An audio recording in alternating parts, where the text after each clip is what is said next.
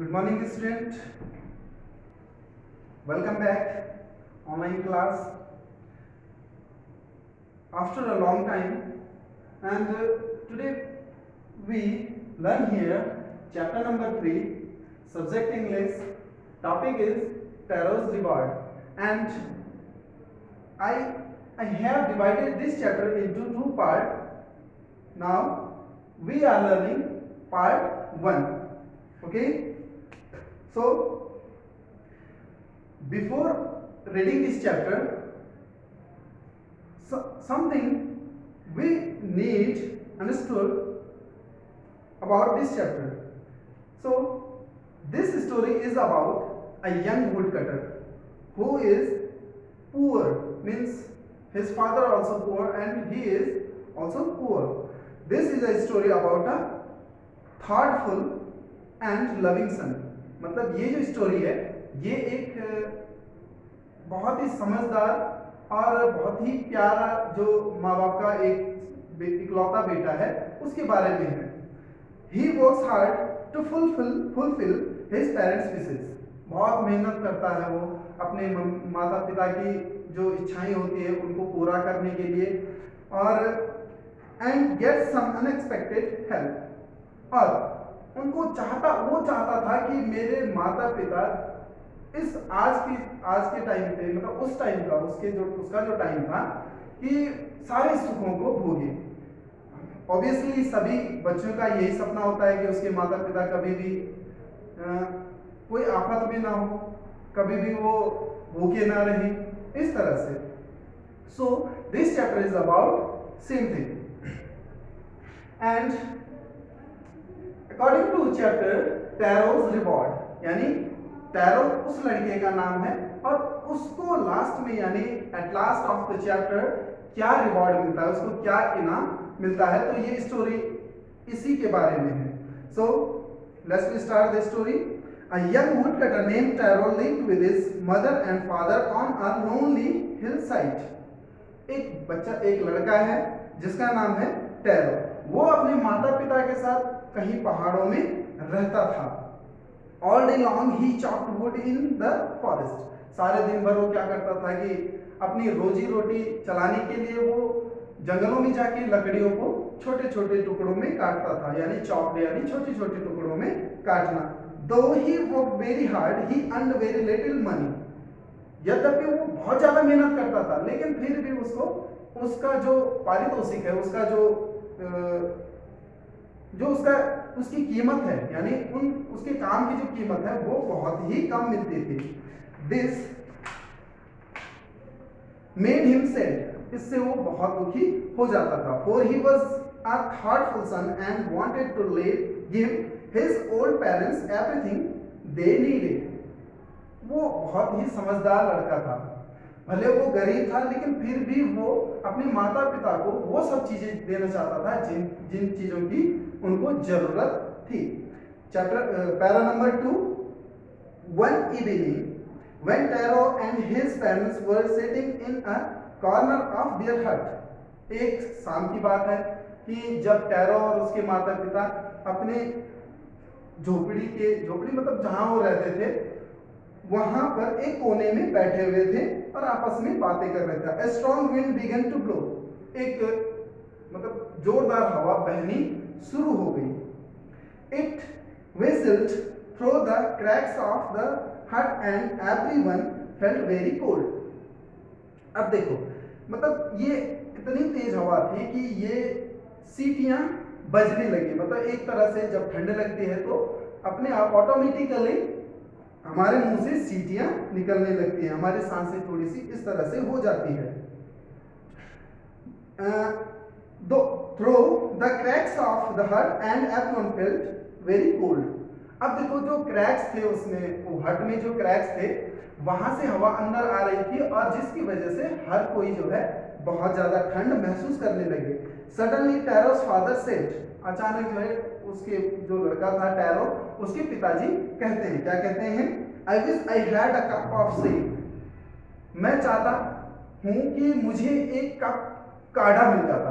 मतलब शायद वो बीमार थे, इस वजह से वो बॉडी को गर्म करने के लिए या फिर अपने फेफड़ों को गर्म रखने के लिए वो टैरो से या अपने परिवार से वो इस तरह की बातें कर रहे थे।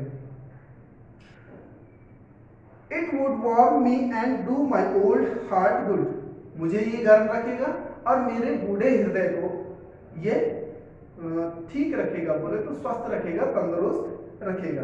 Para number 3, this made tarot sadder then ever, बहुत दुखी हुआ टैरो ये बात सुन के कि मैं अपने पिताजी के लिए काढ़े की व्यवस्था नहीं कर सकता हूं, क्योंकि वो काढ़ा बहुत ज्यादा महंगा था। For the heart warming drink called sake was very expensive, जैसा कि मैं कह रहा था कि ये बहुत महंगा था, टैरो को भी पता था, इसलिए क्यों टैरो उसको खरीद नहीं सकता था, क्योंकि टैरो जो है जितना पैसा कमाता था वो परिवार के खाने में ही खत्म हो जाता था, इसलिए वो काढ़ा अपने पिताजी के लिए नहीं खरीद सकता था। How do I earn more money, अपने आप से वो पूछ रहा है कि मैं किस तरह से ज्यादा पैसा या ज्यादा धन कमा सकता हूं। He asked himself, how do I get a little sake for my poor old father, कैसे मैं अपने पिताजी के लिए, अपने बूढ़े पिताजी के लिए ये काढ़ा ला सकता हूँ। He decided to work harder than before, उसने जो है अब ज्यादा कठिन परिश्रम, कठिन काम करने के लिए और ज्यादा मेहनत करने के अपने मन में ठान ली थी। जितना कि वो पहले करता था उससे ज्यादा वो करने की सोच लिया उसने। Para number 4, next morning Taro jumped out of bed earlier than usual and made his way to the forest. अगली सुबह टैरो जैसे रोज वो उठता था, as usually he woked up, उसकी अपेक्षा वो आज की सुबह जो है बहुत जल्दी उठ गया और उसने तुरंत जो है जंगल जाने के लिए तैयार हो गया था। He chopped and cut as the sun climbed, वो लगातार लकड़ियां काटता रहा, उनको बारीक करता रहा, जैसे जैसे सूरज ऊपर चढ़ रहा था वो लगातार और ज्यादा मेहनत कर रहा था। And soon he was so warm that he had to take off his jacket, बहुत जल्दी उसका शरीर जो है गर्म हो गया, यानी काम करने की वजह से उसका शरीर जो है गर्म हो गया, जिसकी वजह से उसने अपना जैकेट उतार दिया, यानी अपने बदन के कपड़े वो अलग कर दिया। His mouth was dry, उसका मुंह सूखने लग गया था, and his face was wet with sweat, और उसका जो चेहरा था वो गीला हो गया था पसीने की वजह से। My poor old father, he thought, if only he was the one as I, मेरे पिता, अब वो देखो अपने आप के बारे में अपने आप से बातें कर रहा है कि जैसे मैं अभी गर्म हूं, यानी मेरा शरीर तप रहा है, काश मेरे पिताजी का भी शरीर इस तरह से तपता। And with that he began to chop even faster, और यही सोचते हुए वो और तेज लकड़ियां काटने लगा। Thinking of the extra money he must earn to buy the sake to warm the old man's bones, अब उसके मन में क्या चल रहा है कि जितना ज्यादा मैं लकड़ी काटूंगा मैं इनको बेचूंगा, फिर जो हूँ ज्यादा पैसा कमाऊंगा और उससे मैं अपने पिताजी के लिए वो काढ़ा खरीद सकता हूँ जिससे जो है मेरे पिताजी की हड्डियां मजबूत होंगी, मेरे पिताजी का हृदय गर्म रहेगा। And with that he began to chop even faster. Okay, para number 5, then suddenly Taro stopped chopping, अचानक रुक जाता है वो, यानी काटते काटते वो लकड़ियां काटते हुए वो रुक जाता है। What was that sound he heard? उसको कहीं से वो आवाज आ रही थी उसके कानों में, तो वो उसके बारे में सोच रहा है, Could it be? क्या ये हो सकता है? मतलब अब बोलने की बात क्या है कि जहां पे वो लकड़ी काट रहा था वहां पे किसी दूसरे की बोले तो आवाज पहले से नहीं आ रही थी, वो सडनली उसके कानों में आ रही, तो ये सोच रहा था कि हो सकता है ऐसा कि यहाँ पे कोई और भी हो। Could it possibly be rushing water? क्या ये बहते हुए पानी की आवाज है? वो अपने आप से पूछ रहा है। Tarot could not remember ever seeing or hearing a rushing stream in that part of the forest. उसे याद नहीं था या फिर उसे नहीं पता था कि उस जंगल में कहीं बहता हुआ पानी भी है, उसे ऐसा कुछ पता नहीं था। He was thirsty, उसे प्यास भी लगी थी। The axe dropped out of his hands and he ran in the direction of the sound.